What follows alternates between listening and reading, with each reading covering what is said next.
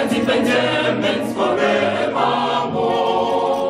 Shepherding, Dasharia, to have notre seul bonheur. Les étudiants en médecine de l'université de Buea et d'ailleurs ont été édifiés et défiés aux côtés de leurs aînés actuellement sur le terrain sur la gestion des maladies cardiovasculaires au Cameroun. C'était au cours d'une conférence médicale organisée du 19 au 22 octobre dernier à l'université de Buea. Cette première édition continue a été organisée par l'Association des anciens étudiants de l'école de médecine de l'université de Buea en partenariat avec plusieurs associations des médecins du Cameroun et de la diaspora. Un séminaire destiné à améliorer la prise en charge des maladies cardiovasculaires au Cameroun et susciter des futurs cardiologues parmi les étudiants. Alors la première chose, c'est que les maladies cardiovasculaires sont en progression extrêmement rapide, voire exponentielle dans notre milieu. Et la deuxième chose, c'est que en termes de capacité des spécialistes à prendre en charge ces maladies cardiovasculaires-là, nous sommes très largement en deçà des espérances. Et donc l'une des stratégies pour améliorer la prise en charge des maladies cardiovasculaires, c'est bien évidemment de former les jeunes médecins à prendre en charge ces pathologies-là ou alors à diagnostiquer assez rapidement et à les référer vers les spécialistes. Ce n'est que grâce à ça qu'on peut améliorer la prise en charge. Les maladies cardiovasculaires étant la deuxième cause de mortalité au Cameroun, les orateurs parmi lesquels le professeur Walidjom Mouna ont insisté sur une prise en charge professionnelle des cas, la pratique exemplaire de l'éthique de leur profession et leur mise à niveau par rapport aux nouvelles techniques et approches médicales. Ils ont également bénéficié des conseils, des expériences et des témoignages des professeurs et docteurs venus spécialement pour ce séminaire. Actuellement, les maladies cardiovasculaires sont parmi, à mon avis, peut-être la première cause de hospitalisation et de mortalité dans notre pays. Mais il fallait qu'il y ait les spécialistes, ce qu'on appelle les médecins expérimentés, de venir adresser ce problème, donner les cours. Et l'important, c'est créer une certaine mesure de sensibilisation. Important de savoir diagnostiquer les maladies cardiovasculaires, savoir la conduite à tenir. Très important, c'est le dépistage, c'est-à-dire étudier la population qui est en bonne santé, mais à risque de maladies cardiovasculaires. Et avant de faire ça, j'ai insisté aujourd'hui aux jeunes médecins d'être très attentifs aux douleurs thoraciques. Il ne faut jamais minimiser ces symptômes. C'était l'occasion pour les orateurs de revenir sur des thèmes clés tels que l'hypertension artérielle, les douleurs thoraciques, les accidents vasculaires cérébraux, les arythmies, tout en les accompagnant dans les travaux pratiques sur les électrocardiogrammes et autres techniques médicales. The body reacts against the attack on the heart, and unfortunately then destroys the heart even more.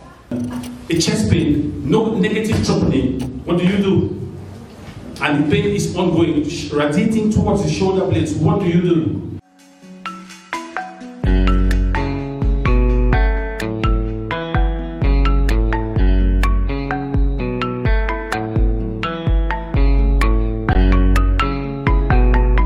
Après avoir clôturé la formation par un dîner de gala, les participants accompagnés de leurs orateurs ont effectué une marche sportive de sensibilisation sur plusieurs kilomètres dans la ville de Buea. Avec pour point de départ Bongo Square et pour point d'arrivée la faculté des sciences de santé de l'université de Buea en passant naturellement par Moliko.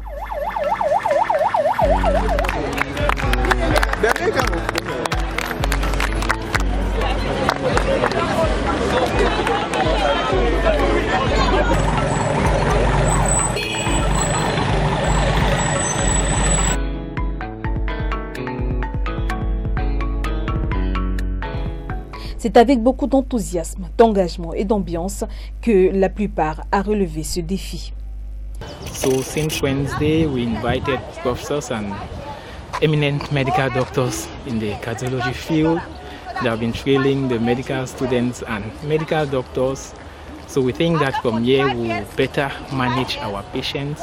We decided to end the session with this health walk to sensitize the public on cardiovascular diseases and to let them know that just little measures like exercise and regular exercises, 30 minutes a day for every day of the week or 45 minutes a day, 5 days of the week can greatly reduce cardiovascular diseases.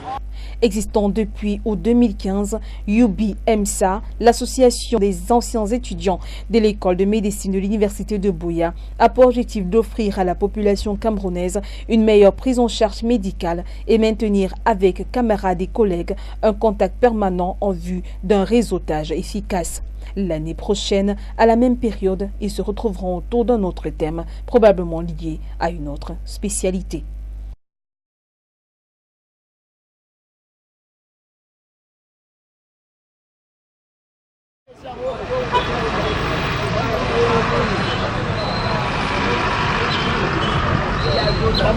Ah, vous êtes déjà là, mesdames, messieurs, chers téléspectateurs. Nous sommes comme cela en direction de Biam. Ça, c'est par Balmayo. Voilà, c'est par Balmayo. Vous savez, nous avons pris la responsabilité de vous présenter des cas sociaux qui ont réellement besoin de notre soutien dans le domaine sanitaire. Et nous pensons justement que jusqu'ici, vous avez fait un travail formidable, bien sûr, en donnant vos dons, en donnant votre participation matérielle et financière pour que ces malades de l'arrière-pays et même de nos villes puissent obtenir leur santé. Alors, nous allons rencontrer cette fois-ci à Biam, comme je vous ai dit, un papa du 3e âge.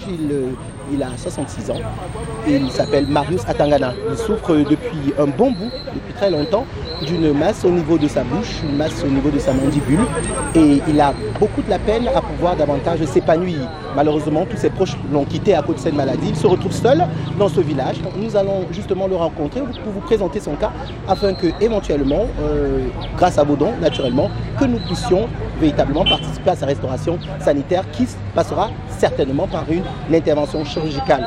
Je vous prie de rester avec nous pendant tout ce trajet qui va nous mener jusqu'à chez lui, afin que nous puissions découvrir ensemble son cas. Ne quittez pas, c'est maintenant.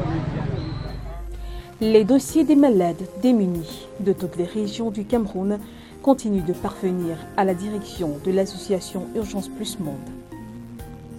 Entre-temps, l'équipe s'active sur le terrain malgré le peu de moyens mis à sa disposition par quelques âmes de bonne volonté. En effet, l'équipe de Secours Plus vient de se mettre en route pour le village Biagne par Balmayo, Cameroun, pour examiner le cas d'un soixantenaire abandonné à son triste sort par les siens. Attristé, malheureux, je viens vers toi.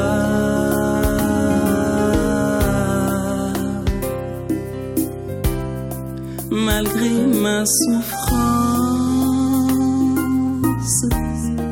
je crois que tu es là. Accablé par mon sort, je crie à toi. Seigneur, entends ma voix. Entends mon cri. Entends mes pleurs.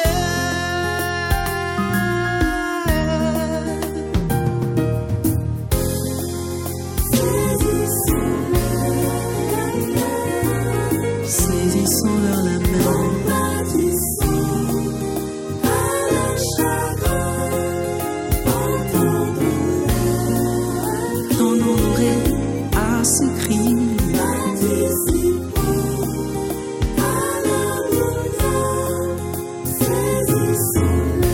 Saisis cette main qui est tendue et qui languit.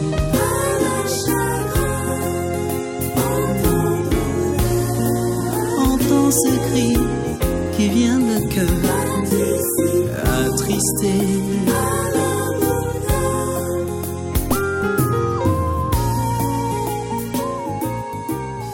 Un long trajet d'environ 70 km, dont une dizaine dans la forêt du Sud, a été parcouru par cette équipe, assistée à distance par les internautes au travers des messages et des posts d'encouragement via la page Facebook de Urgence Plus Monde. Par mesure de prudence, il fallait de temps en temps se renseigner pour ne pas s'égarer dans cet environnement pour eux étrangers.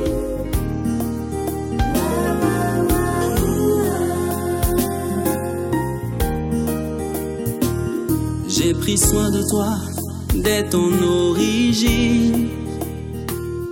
Oui, je t'ai porté dès ta naissance. Oui, il est mon voisin de face. Ok, d'accord. C'est un oncle. Ah, d'accord. Il est au niveau de la chefferie. Il est là même présentement. Ok, à la maison même. Oui. La maison, c'est au niveau de la chefferie? Si, nous sommes le quartier de la chefferie. Ok, d'accord. D'accord, merci. On est venu justement lui rendre visite comme il est malade. Pour voir dans quelle mesure le soutenir. Ok, d'accord. Ok, à bientôt. Merci. Oui. À de rien. D'accord.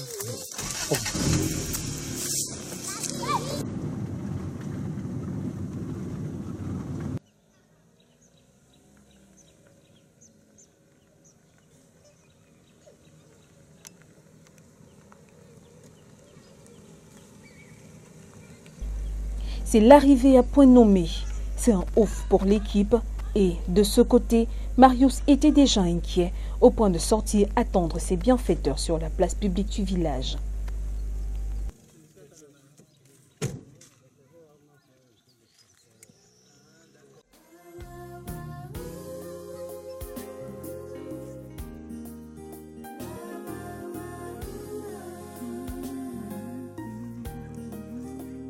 Mesdames, Messieurs, nous venons de parcourir, il faut préciser, environ 75 km depuis Yaoundé, en passant par Balmayo. Nous sommes en Biane.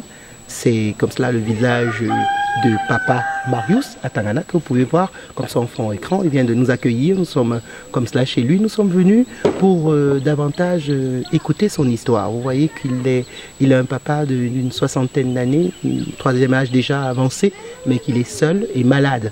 Nous allons ensemble écouter tout ce qui lui est arrivé pour qu'il puisse être dans cette situation non seulement de précarité, mais aussi de maladie. Voir également qu'est-ce qui lui est arrivé pour qu'il se retrouve dans cette solitude, dans ce village, dans cette précarité, afin que nous puissions davantage lui tirer d'affaire, grâce bien sûr à votre soutien, grâce à vos dons.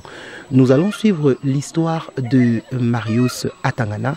C'est tout de suite, mais nous nous laissons d'abord avec cette rubrique, le temps pour nous de nous installer chez lui. Soutenez les malades démunis. Envoyez vos dons. Veuillez nous contacter pour les modalités pratiques.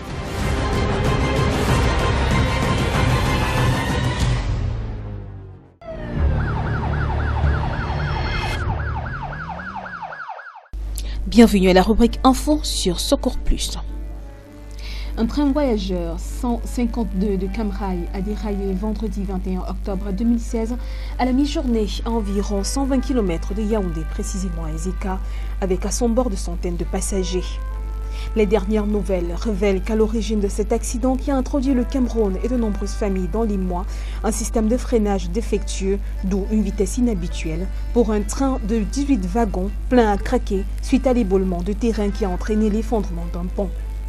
Bilan, plus d'une soixantaine de morts et de centaines de blessés, dont la prise en charge gratuite a été ordonnée par le chef de l'État Paul Biya dès son retour au Cameroun.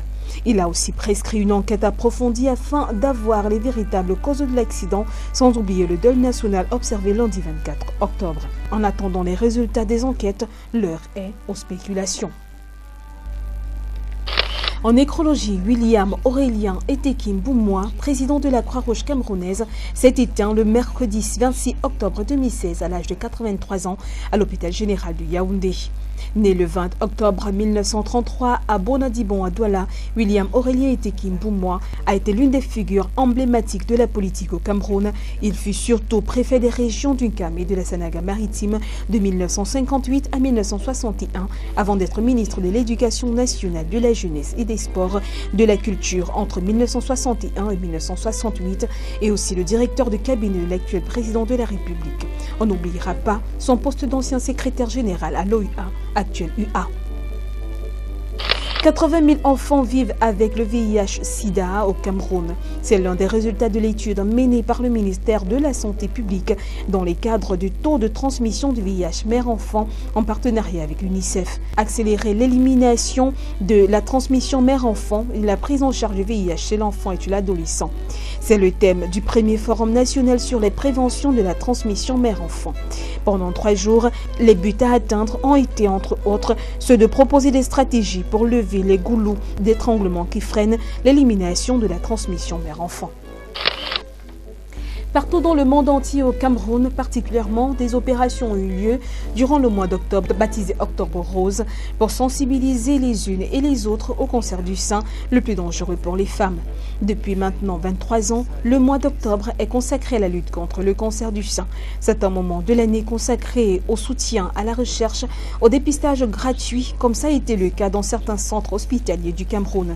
Un total de 3044 cas de cancer du sein a été recensé, soit une fréquence annuelle de 304,4 cas en moyenne. Le sexe féminin le plus représenté avec 2971 cas et les hommes avec 73 cas. La journée mondiale du bégaiement, célébrée chaque 22 octobre, est l'occasion d'une prise de conscience par les non-bégayants des difficultés relationnelles qu'entraîne cette infirmité. 1% de la population mondiale bégayerait, selon les estimations, soit environ 60 millions de personnes, bien que les spécialistes n'ont pas encore déterminé de façon certaine les causes de ce trouble du langage. Il est possible de le contrôler ou de le guérir par des traitements orthophoniques et même psychologiques. Célébrer le 18 octobre de chaque année, la journée mondiale de la ménopause a pour objectif d'honorer toutes les femmes. L'Organisation mondiale de la santé estime qu'en 2030, 1,2 milliard de femmes seront âgées de 50 ans ou plus, qu'un nombre croissant de ces femmes peut s'attendre à vivre plusieurs décennies après la ménopause. Elle vise aussi à éduquer les femmes à ce stade et appelle les nations à donner à la santé après la ménopause une place primordiale dans la recherche et la santé publique afin d'aider les femmes à éviter les symptômes désagréables susceptibles d'affecter la productivité et la qualité de vie. Merci d'avoir écouté votre rubrique Info. À la prochaine. Dès ton origine, oui, je t'ai porté dès ta naissance. Pendant ta jeunesse, je serai le même, oui, le même. Jusqu'à ta vieillesse, je te soutiendrai. N'aie pas peur, oh mon enfant. Pour toi, je suis présent. Je suis toujours pour toi.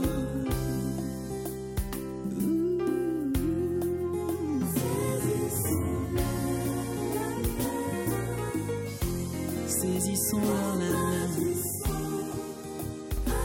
Marius Atangana mène l'équipe chez lui.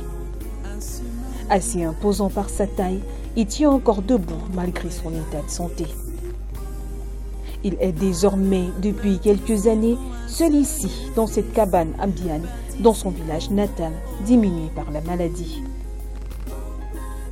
Une situation sanitaire critique qui pourtant aurait commencé il y a quelques dizaines d'années, en 2003, par un simple mal non douloureux au niveau de sa bouche. Il résidait alors à Edea, dans la Sanada maritime, c'est au Cameroun. Voilà, Papa Marius Atangana, nous sommes de l'équipe Secours Plus, comme tu as eu à constater, de l'association Urgence Plus Monde. Et voilà, nous sommes chez toi et nous sommes contents parce que tu as eu la force de pouvoir nous contacter et c'est une marque de confiance aussi. Et voilà, nous allons amener les téléspectateurs et les donateurs à pouvoir écouter ton histoire. Ils vont être certainement touchés. Ils sont en train de nous regarder justement sur l'écran. Et ils vont également mobiliser ceux qui pourront mobiliser pour pouvoir t'aider pour que tu puisses être opéré. Donc nous allons écouter déjà ton histoire. Tu vas nous parler de ton histoire et de tout ce qui s'est passé jusqu'ici pour que tu sois dans cette situation-là et puis dans cette solitude également. Voilà. Alors on va t'écouter. Comment cette maladie déjà a commencé? Bon, je vous remercie beaucoup après avoir venu vous voir à domicile à Guyane. Mon histoire, c'est que ça fait depuis 2003 que j'avais eu une petite boule au niveau de la bouche que je ne sentais même pas mal. Donc on me dirait que c'est la sinusite. Bon, j'ai commencé à prendre un peu les remèdes indigènes. Je partais même chez les gens qui disaient qu'on me disait que je faisais les 1 an, les 2 ans, Bon, pas de soulagement, ça ne faisait que ça s'aggraver. Bon, maintenant, la famille s'est assise. Ils m'ont dit que maintenant, comme c'est déjà à ce niveau-là, je dois me rendre à l'hôpital où ils ont cotisé un peu de moyens. Marius, avec le secours de sa famille, s'est rendu à l'hôpital après avoir longtemps cru qu'il s'agissait d'un problème de sudiste et la maladie s'empirait au fur et à mesure. Je suis parti alors au niveau de l'hôpital central. C'est à partir de là que j'avais fait toutes les visites. Ils m'ont dit que ce n'était pas la syringite. Marius a beaucoup de douleurs et arrive à peine à tenir son calmant. Ses nuits sont parfois très agitées à cause de cette maladie. Il se trouve également obligé à faire recours quelquefois à des infusions traditionnelles pour être soulagé, ne fût-ce pour un temps. La maladie, bon, quand ça a commencé à s'aggraver, ça a commencé à faire sauter les dents. Bon, actuellement, Gigi avait les buffofons. Voilà quand même une plaque qui est là. Voilà peut-être une marmite que les gens ramènent que quand ça fait déjà mal, je me couvre avec. Quand j'ouvre la bouche comme ça, le pus commence à sortir avec l'eau. Donc quand j'étais à l'hôpital, ils ne m'ont pas donné. Si oui, le docteur m'avait quand même inscrit les calmants, quoi. Donc il m'avait inscrit 2 boîtes de calmants. Actuellement, c'est déjà fini. Je ne dors pas le jour comme la nuit, si je ne prends pas les anti-inflammatoires qui peuvent faire assez que je peux me couper la main tant que midi de sommeil. Des fois, quand la bouche se gonfle avec toutes ces blessures qui sont là-dedans, si je dors un peu là 30 minutes, bon, quand je me réveille, quand j'ouvre la bouche comme ça, le pus commence à sortir, plus ce pus-là, c'est l'eau. Donc, et encore plus, il y a un microbe qui me pique là dedans. Quand ça commence à me piquer là, même si je dormais, bon, je suis obligé de me réveiller. Urgence Plus Monde, le monde à leur côté.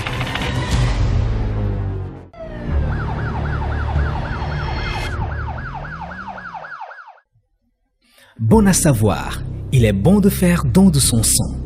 Toutefois, il faut être qualifié pour le faire.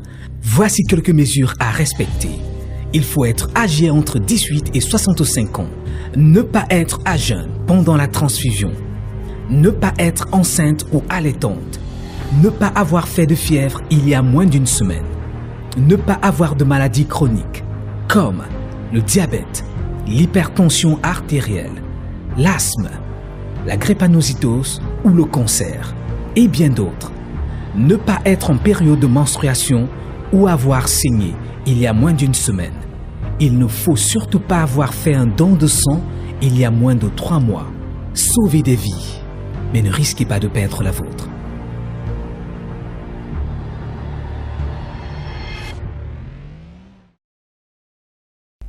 Il a été conduit vers un spécialiste pour un examen approfondi et diagnostic afin de se rassurer de la conclusion médicale.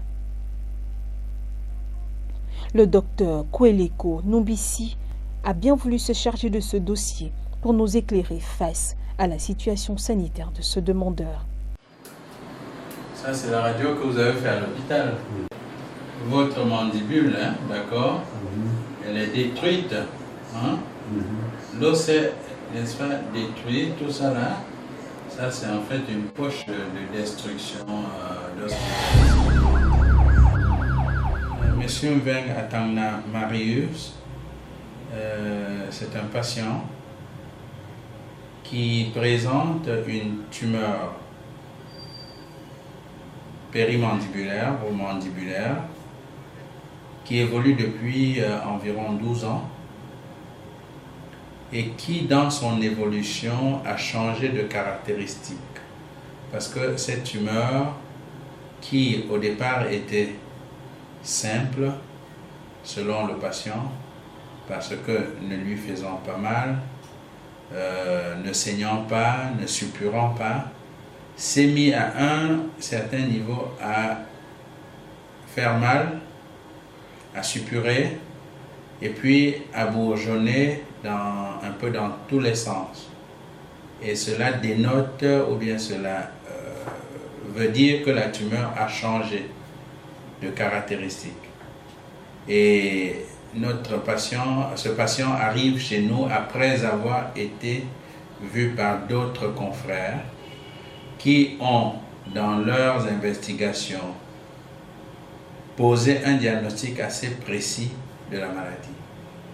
Il s'agit en effet d'une tumeur maligne qui est synonyme de cancer de la mandibule et des tissus environnants, à savoir la gencive et tout ce qui entoure, n'est-ce pas, l'appareil dentaire et l'os mandibulaire.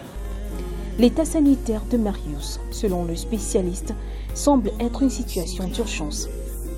Pour le préserver du pire, il devrait être opéré dans l'urgence et suivi de près.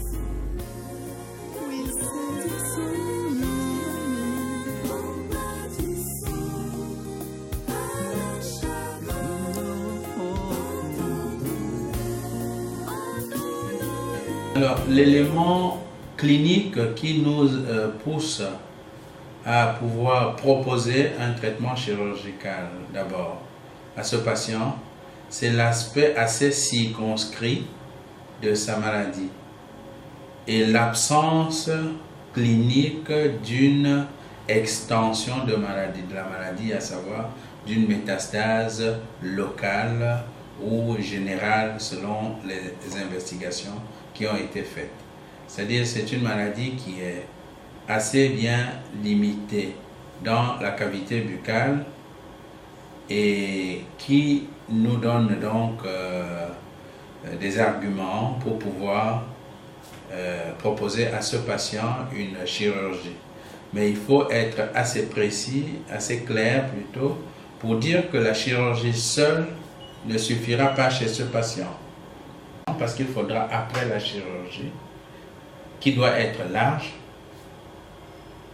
il faudra que le patient soit référé à un médecin oncologue, c'est-à-dire spécialisé dans les tumeurs et les cancers, pour que ce médecin puisse lui proposer un traitement adjuvant, c'est-à-dire complémentaire de la chirurgie, pour lui donner des chances de guérison.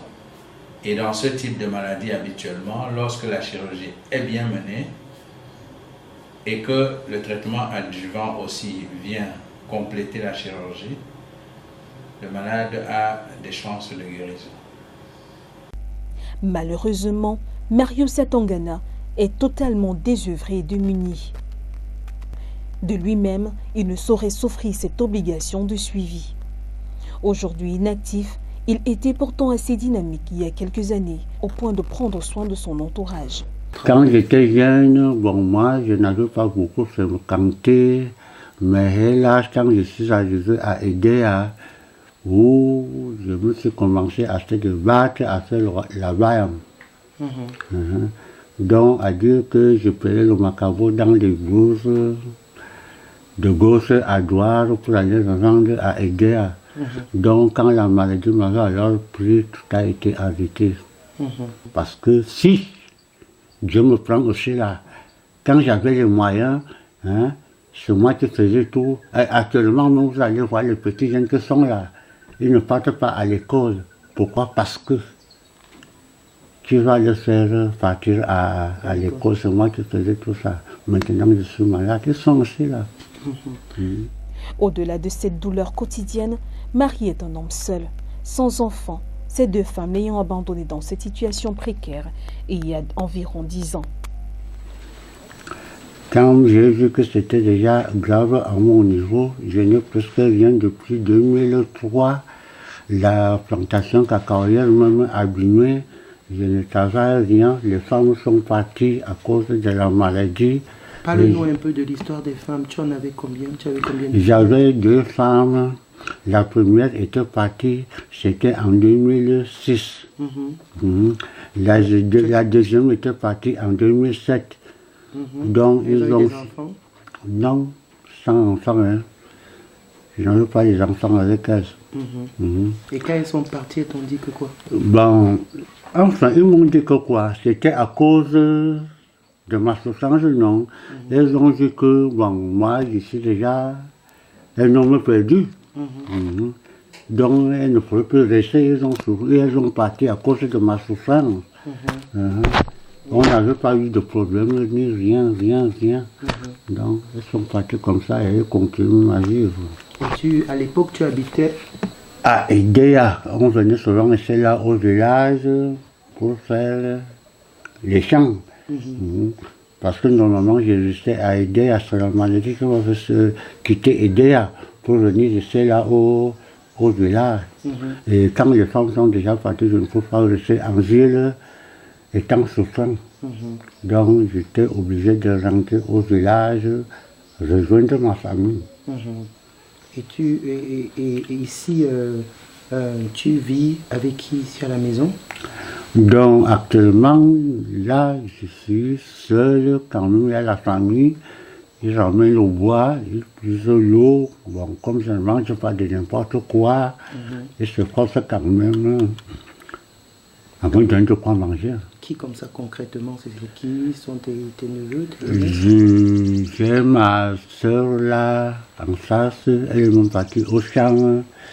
Elle est même chose, avec beaucoup d'enfants et tout.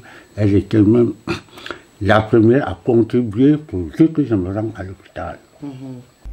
Il est actuellement l'un des seuls hommes âgés de sa famille, le reste étant tous décédés.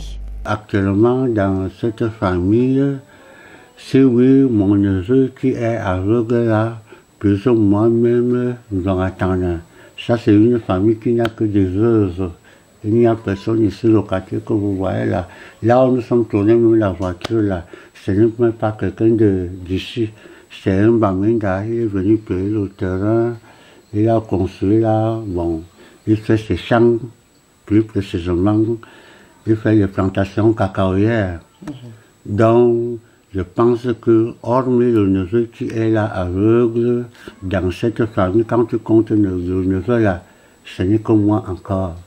Donc, même la famille est en deuil quand ils me voient comme ça. Oui. Donc, il y a beaucoup plus de veuves, les hommes sont partis. Non, les hommes, là où vous voyez là, je n'ai pas de frère, je n'ai pas...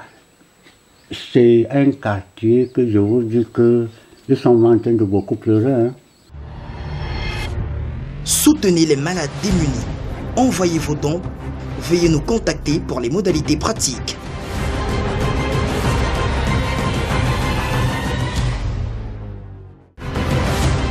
Urgence Plus Monde, le monde à leur côté.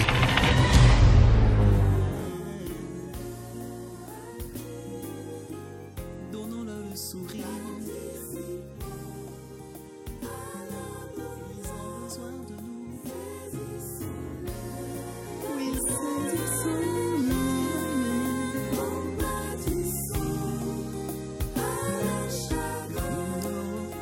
Marius reçoit de temps en temps la visite de son cousin Roger Zambo, lui-même aveugle depuis 1998, suite à un accident de travail et veuf depuis plusieurs années. Il lui tient de temps en temps compagnie, malgré son propre état de santé déplorable. Mon petit frère souffre depuis. Il ne savait pas de quoi, il cherchait les aides pour au moins que le bon Dieu lui donne la vie. Qu'il se rétablisse, du moins. Tout comme moi, j'ai perdu ma vie depuis 1998. J'ai perdu aussi ma femme. J'ai vu comme ça, avec les veuves de nos frères aînés, qui nous aident quand même pour la nourriture. Pour les soins, c'est ça qui nous dépasse. Le voisinage, de temps en temps, lui donne un coup de main et l'aide dans quelques tâches ménagères. Amvama Essouma est de ce nombre. Directrice de l'école publique de Mbiane, elle témoigne de la douleur et de la souffrance vécue par son voisin. Je suis depuis 3 ans déjà. J'habite la concession depuis 3 ans. Je le connais comme un malade, démuni. De temps en temps, je lui viens en aide, avec de l'eau, des morceaux de bois. C'est tout, je pense que... À mon niveau, c'est ça que je peux faire pour l'aider. C'est le bruit, à son niveau. Il est vraiment démuni. Donc, il se contente du peu qu'il a. L'origine du mal, je ne peux pas vous dire que je connais. Parce qu'on n'a pas encore eu à causer à propos. J'ai seulement constaté qu'il était malade, toujours avec une bouche... Et depuis un temps, apparemment, ça évolue. Quand je sais de regarder, ça évolue de plus en plus. Bon. Et moi, je pense que ça nécessite une aide pour lui. Bon, peut-être qu'on pourra le récupérer après l'avoir soigné. Ça sera vraiment la bienvenue. Il est temps d'agir pour ce soixantenaire qui crie à l'aide afin de retrouver sa santé et sa vigueur pour ne plus être à charge à personne. Marius a tenu à commencer par s'adresser aux ressortissants de sa localité avant d'étendre sa main vers toute âme charitable d'ici et d'ailleurs.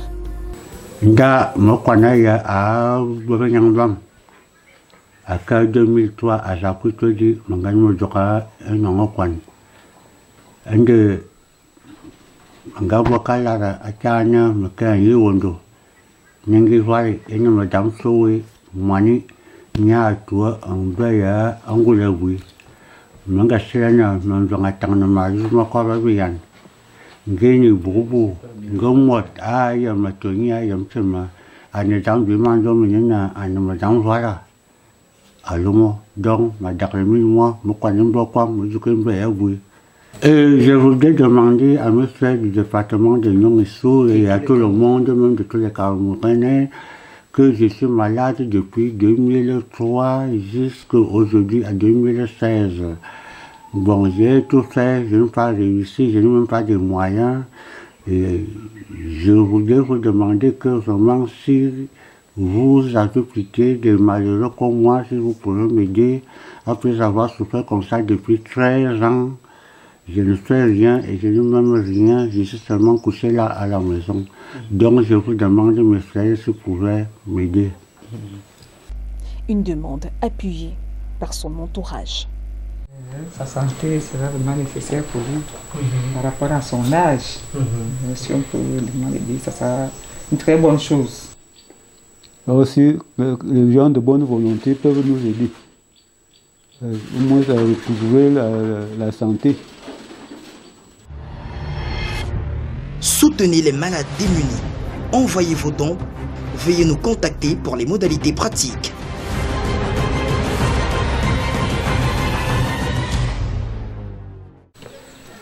Voilà.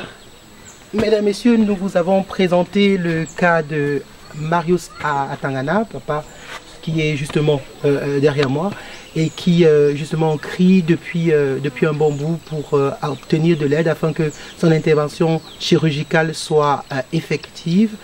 Papa Marius Atangana qui justement souffre depuis, il a dit 13 ans. Comme vous pouvez constater encore, il a un problème au niveau de sa bouche, au niveau de sa mandibule et il n'a en plus de cela, il a tout un vide autour de lui, une grande solitude.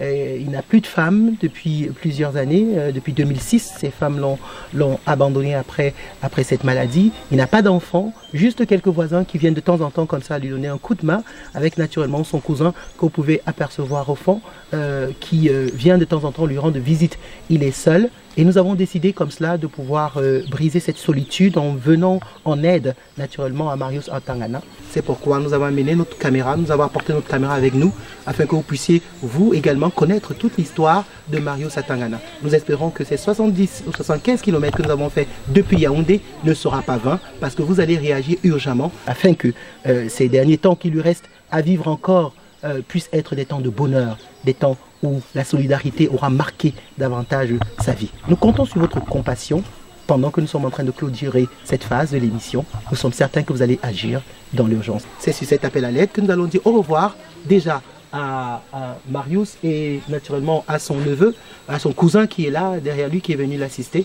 Et nous allons également mettre la clé sur le paillasson dans le cadre de cet autre élément du programme Secours Plus. C'est pour la prochaine fois. Au revoir. Au revoir. Ciao.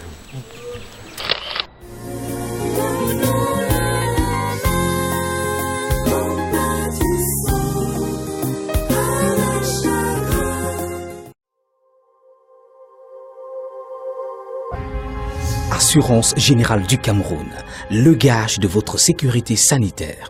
AGC soutient les actions de Urgence Plus, Monde.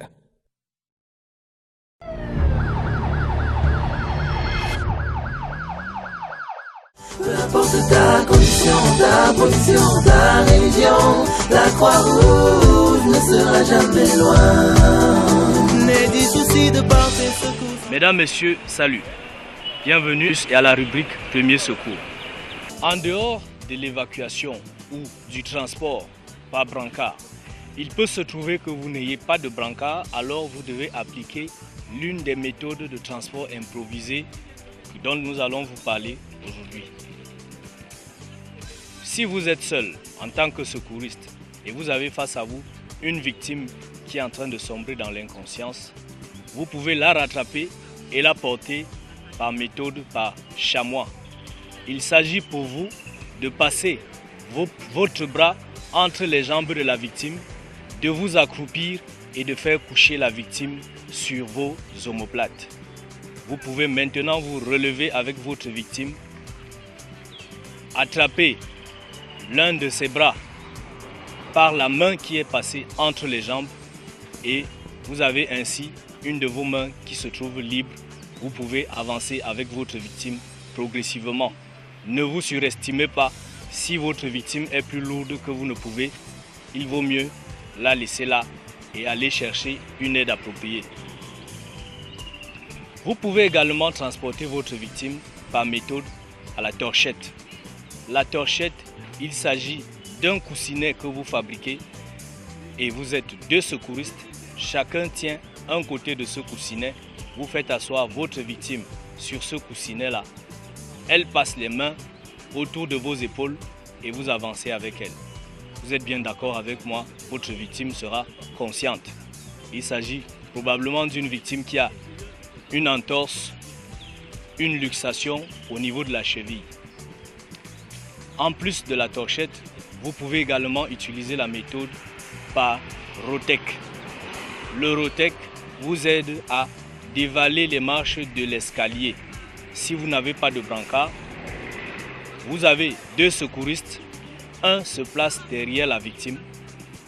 L'autre va prendre la victime au niveau des jambes, exactement comme si elle était assise sur une chaise. Celui qui est au niveau des jambes va prendre les jambes. Celui qui est derrière la victime passe ses mains sous les aisselles de la victime et saisit ses bras, ses avant-bras. Ils peuvent ainsi se lever et avancer avec la victime. Vous avez également les méthodes de transport par siège à quatre mains. Il s'agit pour vous de porter une victime toujours inconsciente mais qui a un poids assez conséquent. Vous fabriquez un siège à l'aide de quatre mains, c'est-à-dire des mains des deux secouristes. Vous faites asseoir la victime dessus et vous avancez avec elle. Elle passe ses mains autour de vos épaules. Le siège à quatre mains, comment se constitue-t-il?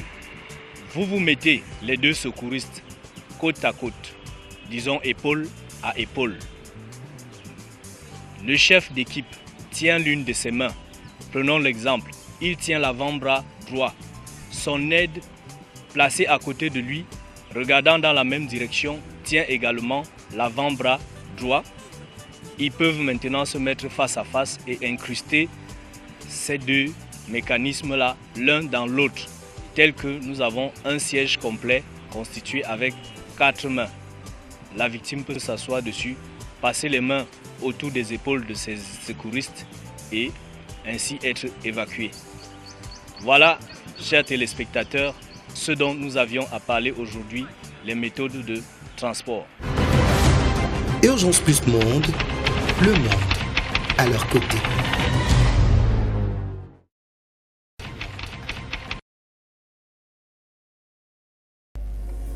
Christophe Biwele, originaire de l'Est du Cameroun, a été il y a quelques mois l'objet de notre préoccupation.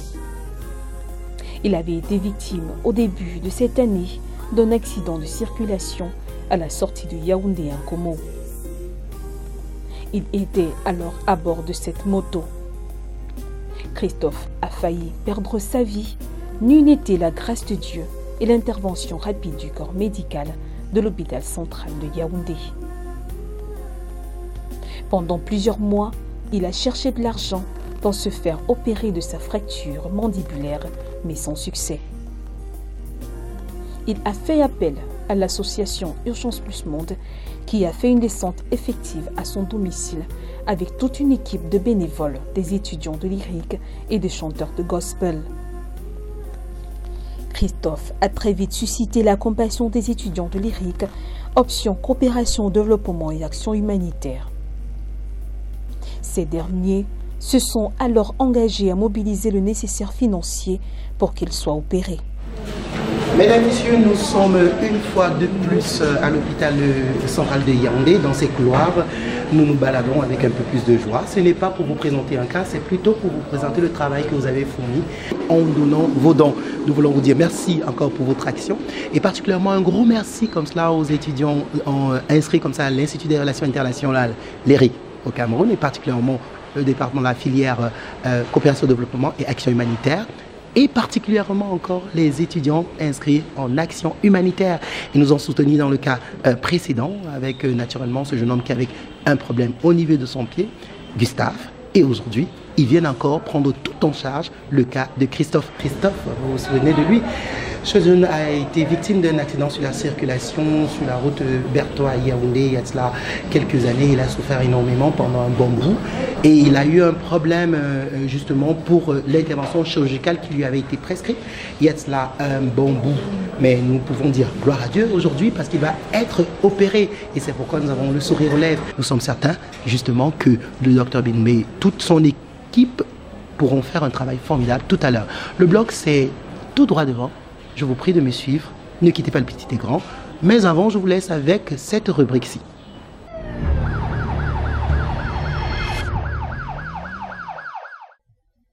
Bon à savoir, il est bon de faire don de son sang. Toutefois, il faut être qualifié pour le faire. Voici quelques mesures à respecter. Il faut être âgé entre 18 et 65 ans. Ne pas être à jeun pendant la transfusion. Ne pas être enceinte ou allaitante. Ne pas avoir fait de fièvre il y a moins d'une semaine. Ne pas avoir de maladies chroniques comme le diabète, l'hypertension artérielle, l'asthme, la drépanocytose ou le cancer et bien d'autres. Ne pas être en période de menstruation ou avoir saigné il y a moins d'une semaine. Il ne faut surtout pas avoir fait un don de sang il y a moins de 3 mois. Sauvez des vies, mais ne risquez pas de perdre la vôtre.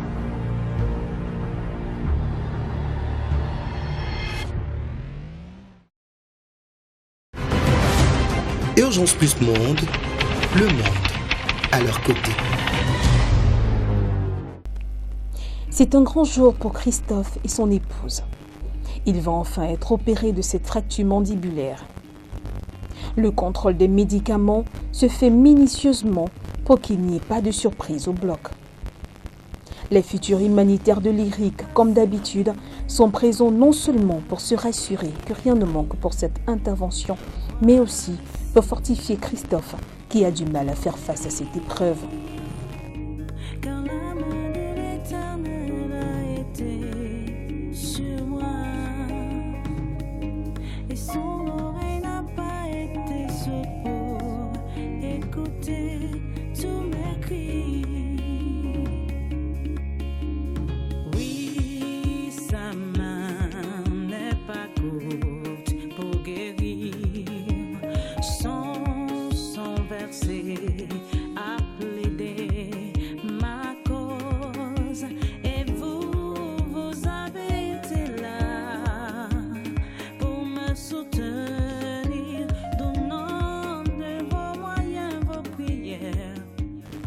Puis, c'est l'entrée au bloc.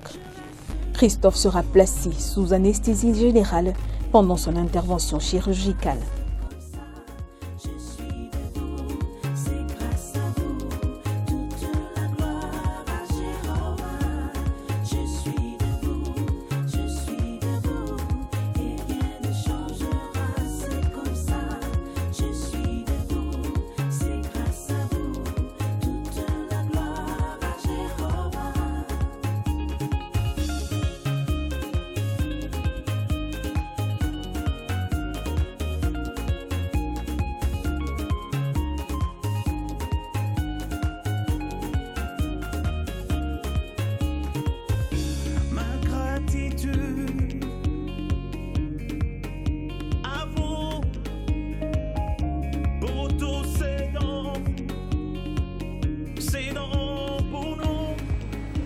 Mesdames, Messieurs, nous sommes au bloc opératoire de l'hôpital central de Yaoundé. Nous sommes venus pour l'intervention sur Christophe.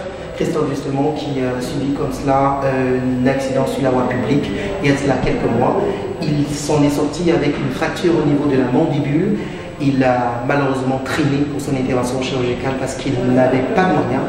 Les choses se sont compliquées, mais grâce à vous, grâce à vos dons et surtout aux bénévoles inscrits comme ça à l'IRIC, l'Institut des Relations Internationales en filière AH, qui ont décidé de mobiliser les fonds nécessaires comme cela auprès de leurs amis, leurs camarades, leurs relations, mais aussi grâce à cette institution sanitaire qui naturellement est un partenaire à ce programme.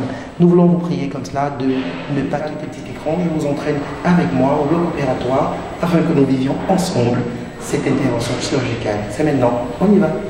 On y va. Soutenez les malades démunis. Envoyez vos dons. Veuillez nous contacter pour les modalités pratiques.